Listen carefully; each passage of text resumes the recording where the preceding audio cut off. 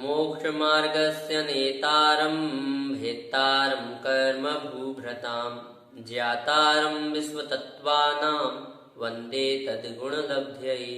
बोले पंच परमेष्ठी भगवान की जय। शांति विधाता श्री हरिहर शांतिनाथ भगवान की जय।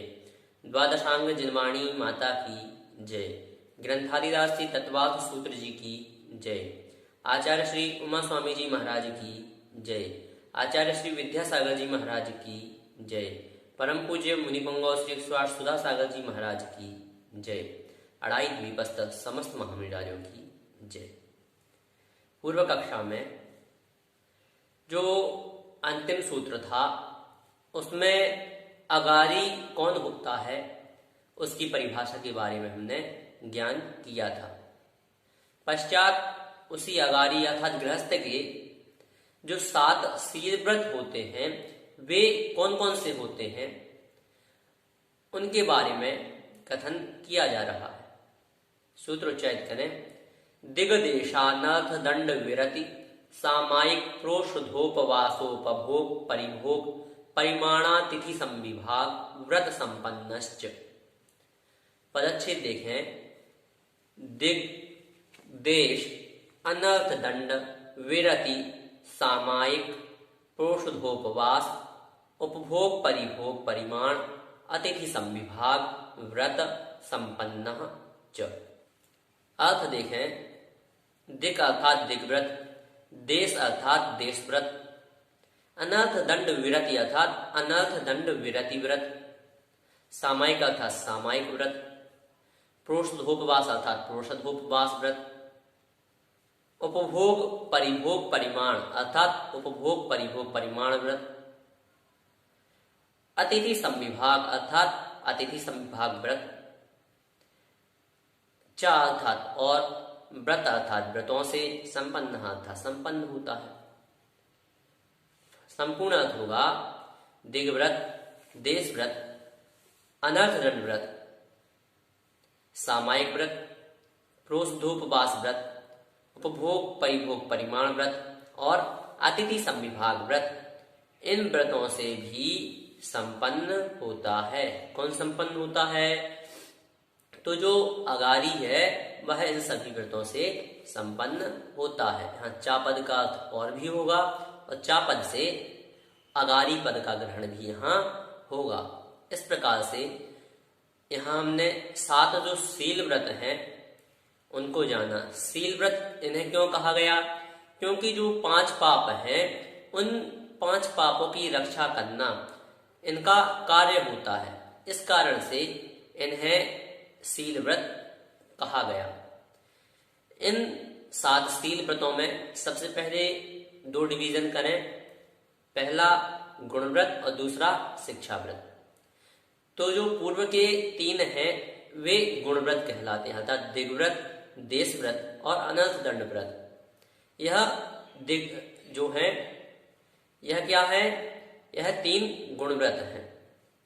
पश्चात 4 शिक्षा व्रत अर्थात जो बाद के सामायिक प्रोषधोपवास उपभोग परिभोग परिमाण और अतिथि संविभाग हैं यह शिक्षा व्रत कहलाते हैं। इनकी परिभाषाओं को जानते हैं। सबसे पहले है दिग्व्रत। दिग्व्रत किसे कहेंगे? तो जो 10 दिशाएं हैं उनमें प्रसिद्ध चिन्हों के द्वारा मर्यादा कर लेना कि मैं इसके आगे अब नहीं जाऊंगा अथवा जाऊंगी। दूसरा जो है वह है देश व्रत। देश व्रत क्या है? जो दिग्व्रत में मर्यादा ली थी उस मर्यादा में और संकोच कर लेना, यह क्या है? देश व्रत है। अथवा ग्रामादिक की मर्यादा कर उससे बाहर नहीं जाना, उससे बाहर जाने का त्याग कर देना, वह देश व्रत कहलाता है। तृतीय है अनर्थ दंड विरति व्रत अर्थात जहां उपकार ना होकर जो प्रवृत्ति केवल पाप का कारण बने ऐसी प्रवृत्तियों को त्याग देना, ऐसी प्रवृत्तियों का त्याग कर देना, वह क्या है?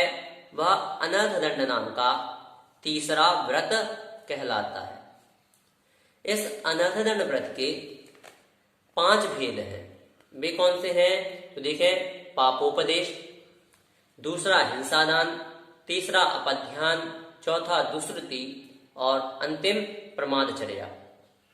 इसमें जो प्रथम भेद है वह है पापोपदेश, अर्थात हिंसा तथा आरंभ आदि के विषय में उपदेश देना, जिससे हिंसा हो, आरंभ हो, ऐसे विषय पर उपदेश देना, वह पापोपदेश कहलाता है।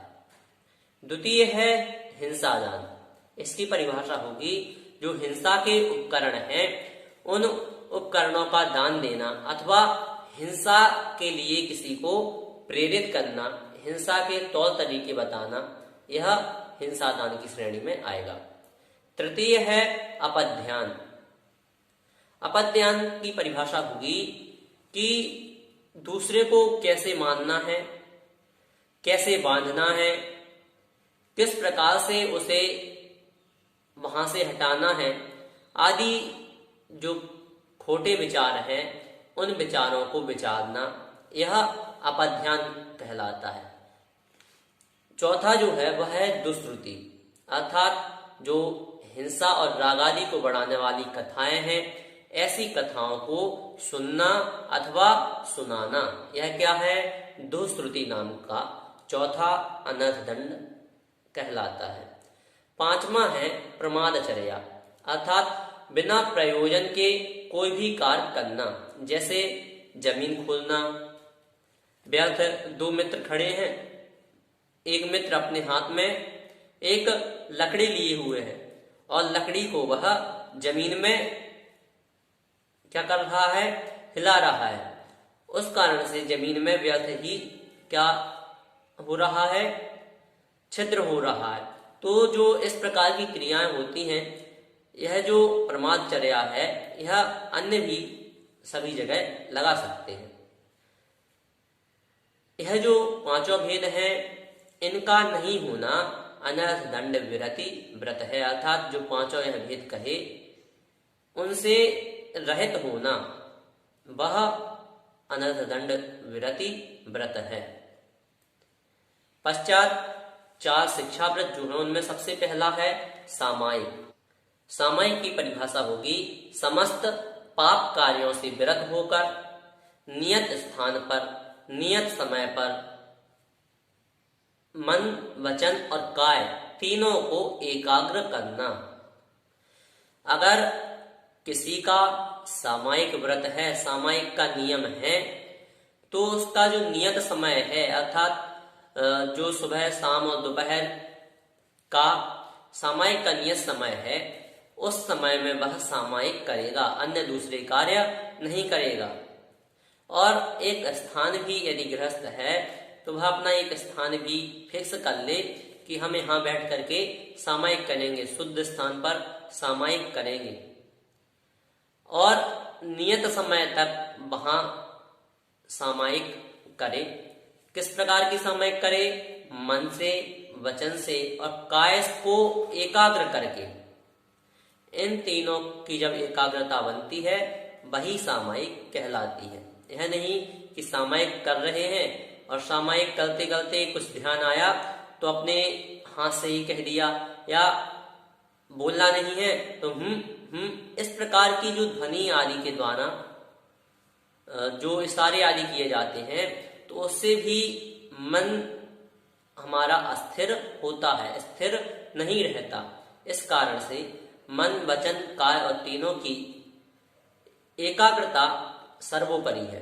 द्वितीय जो व्रत है वह है प्रोष्ठोपवास। प्रोष्ठोपवास की परिभाषा होगी अष्टमी और चतुर्दशी के एक दिन पहले तथा बाद में एकासन के साथ उपवास करना, अर्थात अष्टमी के एक दिन पहले सप्तमी और बाद में नवमी, इन 2 दिनों में एकासन और अष्टमी के दिन का उपवास। इसी प्रकार चतुर्दशी में 13 के दिन का एकासन, अमावस्या अथवा पूर्णिमा के दिन का एकासन और चतुर्दशी का उपवास। यह क्या है, यह प्रोष्ठोपवास नाम का दूसरा शिक्षा व्रत है। तीसरा है उपभोग परिभोग परिमाण। इसके बारे में हमने ज्ञान किया था भोग उपभोग परिमाण में, अपरिग्रह व्रत में। उपभोग का अर्थ होता है एक बार भोगी जाने वाली वस्तु, और परिभोग अर्थात बार बार भोगी जाने वाली वस्तु। तो जो ऐसी वस्तुएं हैं उनका सीमित कर लेना, उनमें मर्यादा ले लेना, वह उपभोग परिभोग परिमाण है। मर्यादा किस प्रकार से? तो जैसे हमारे पास बहुत सारे मकान हैं, कपड़े हैं, गाड़ियां हैं, आदि आदि जो वस्तुएं हैं, जो परिग्रह है, उनमें मर्यादा कर लेना कि मैं 20 जोड़ी 30 जोड़ी कपड़े ही रखूंगा, मैं अपने पास केवल एक गाड़ी ही रखूंगा, मैं अपने नाम से केवल एक बंगला ही रखूंगा और बाकी सबसे ममत्व नहीं रखूंगा। इस प्रकार से जो मर्यादा होती है वह उपभोग परिभोग परिमाण व्रत की होती है। चौथा जो है वह है अतिथि संविभाग व्रत। इसकी परिभाषा होगी चतुर्विध संघ को उनके यथानुकूल आहार, पिच्छी, कमंडलु, शास्त्र आदि दान देना। यह जो है यह चतुर्थ शिक्षा व्रत अर्थात अतिथि संविभाग नाम का शिक्षा व्रत कहलाता है। इस प्रकार से हमने 3 गुण व्रत और 4 शिक्षा व्रत के बारे में ज्ञान किया। पश्चात आचार्य भगवंत गृहस्थ को संलेखना का उपदेश दे रहे हैं। सूत्रोच्चारित करें, मारणांतिकीम संलेखनान जोशिता। पदच्छेद देखें, मारणांतिकीम संलेखनाम जोशिता। अर्थ होगा मारणांतिकीम अर्थात मरण काल उपस्थित होने पर गृहस्थ को प्रीति पूर्वक, संलेखना अर्थात संलेखना, जोशिता अर्थात धारण कर लेना चाहिए। संपूर्ण अर्थ होगा मरण काल उपस्थित होने पर गृहस्थ को प्रीति पूर्वक संलेखना धारण करना चाहिए। किस प्रकार से धारण करना चाहिए? तो कहा प्रीति पूर्वक।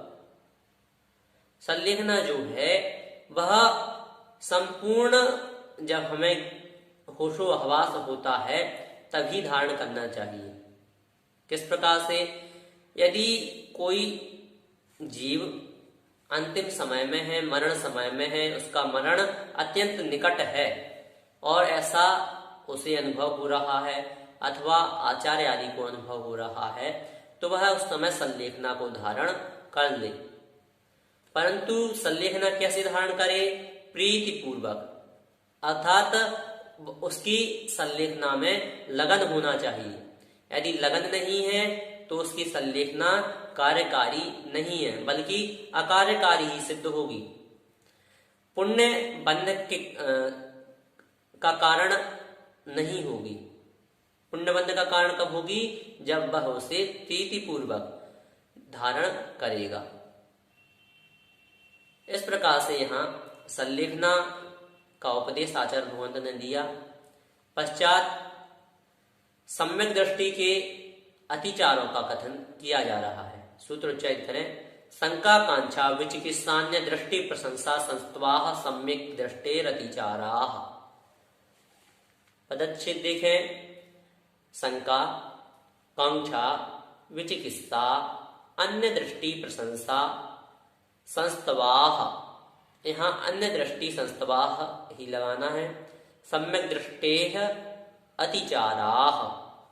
अर्थ होगा शंका अर्थात शंका, कांक्षा अर्थात कांक्षा, विचिकित्सा अर्थात विचिकित्सा, अन्य दृष्टि प्रशंसा अर्थात अन्य दृष्टि प्रशंसा और अन्य दृष्टि संस्तवाः अर्थात अन्य दृष्टि संस्तव। यह सम्यक दृष्टेः अर्थात सम्यक दृष्टि जीव के अतिचाराः अर्थात अतिचार हैं।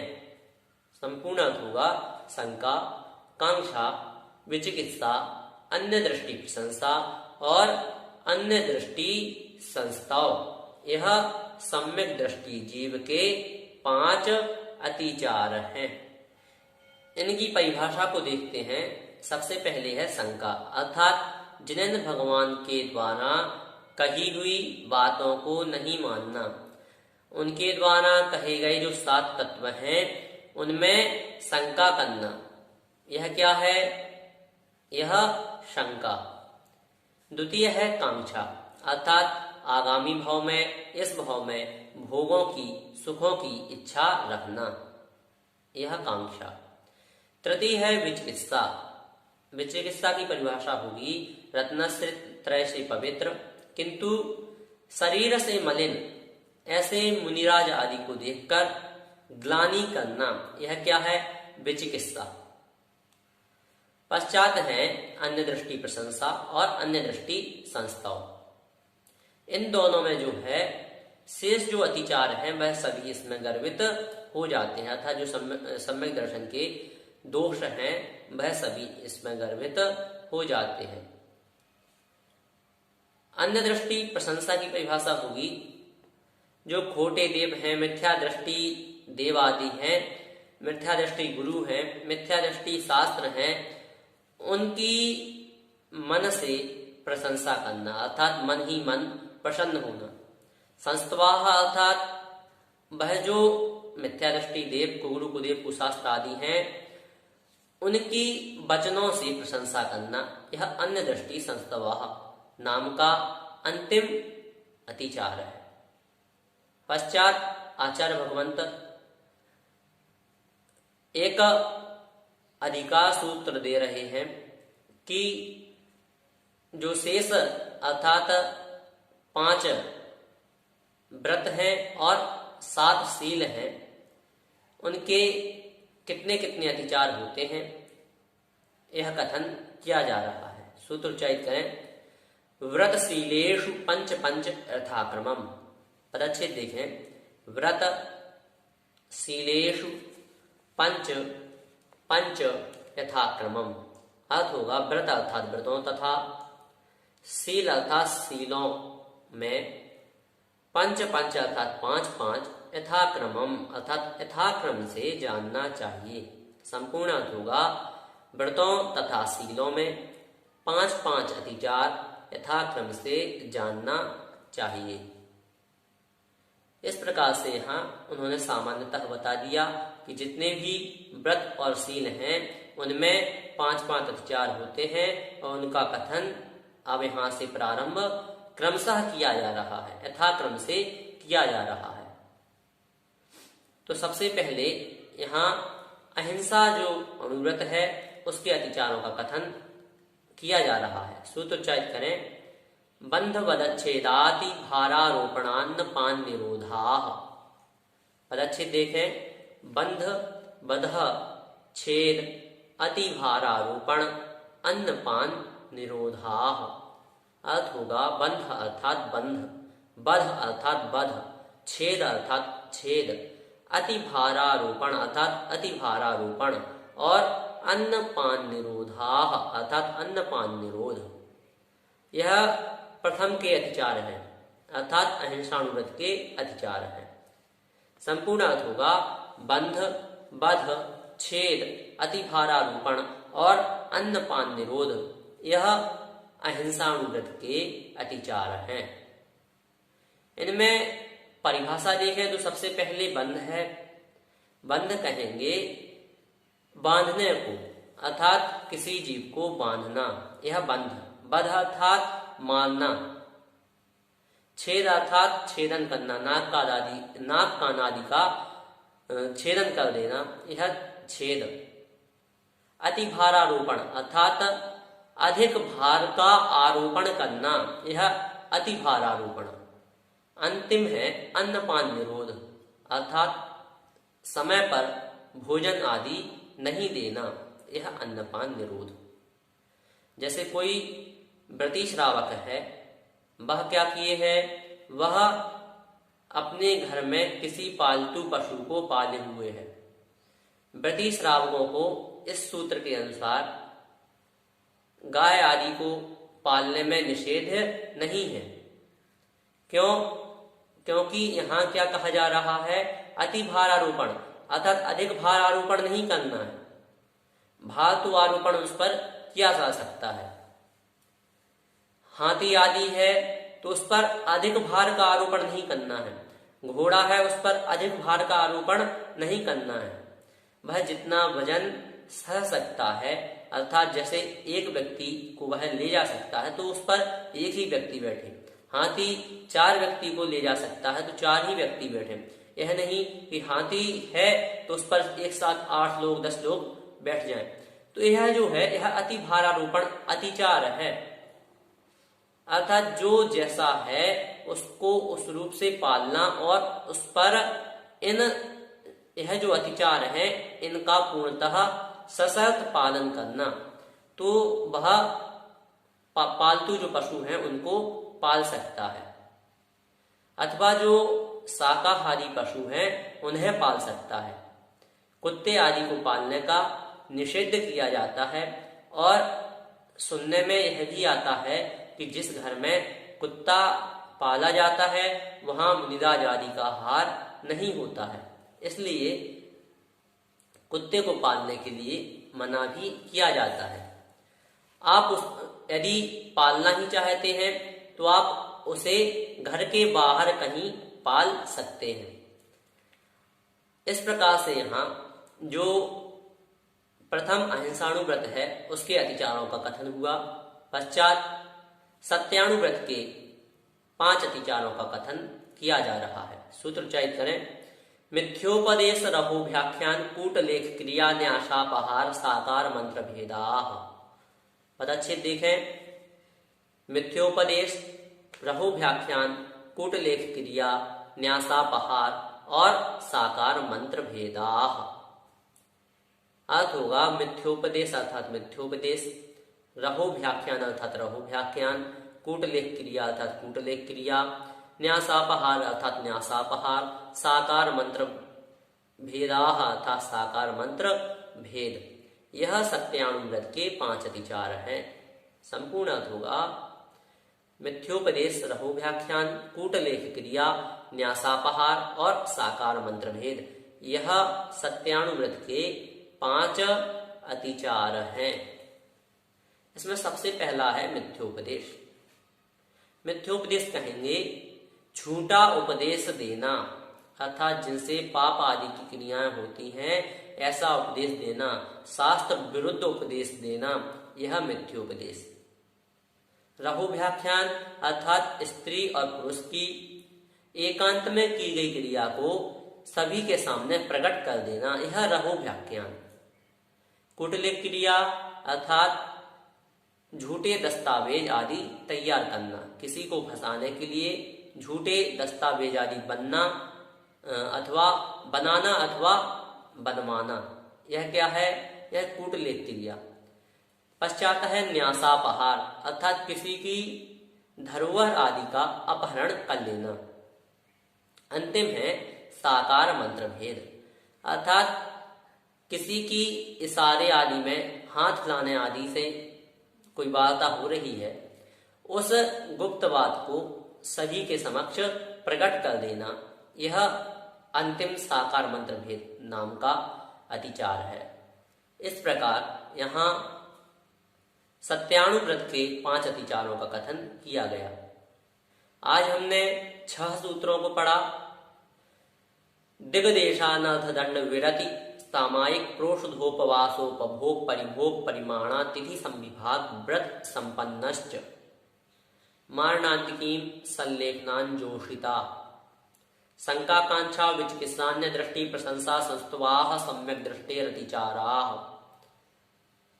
व्रतशीलेषु पंच यथाक्रमम् बंधवदच्छेदाति भारारोपणान्न पान निरोधाः मिथ्योपदेश रघु व्याख्यान कूटलेख क्रिया न्यासापहार साकार मंत्र भेदाः। इस प्रकार इन 6 सूत्रों के माध्यम से सर्वप्रथम 7 शील व्रतों का, पश्चात गृहस्थ के संलेखना का, सम्यक दृष्टि के अतिचारों का, 5 व्रत तथा शील व्रतों के अतिचारों का और सबसे पहले अहिंसाणुव्रत के और सत्याणुव्रत के अतिचारों का ज्ञान किया। यदि आपकी इस संदर्भ में कोई जिज्ञासा है तो आप हमें YouTube चैनल पर कमेंट के माध्यम से बता सकते हैं अथवा हमारे व्हाट्सएप नंबर पर भी आप हमें अपनी जिज्ञासाएं भेज सकते हैं। जय जिनेंद्र।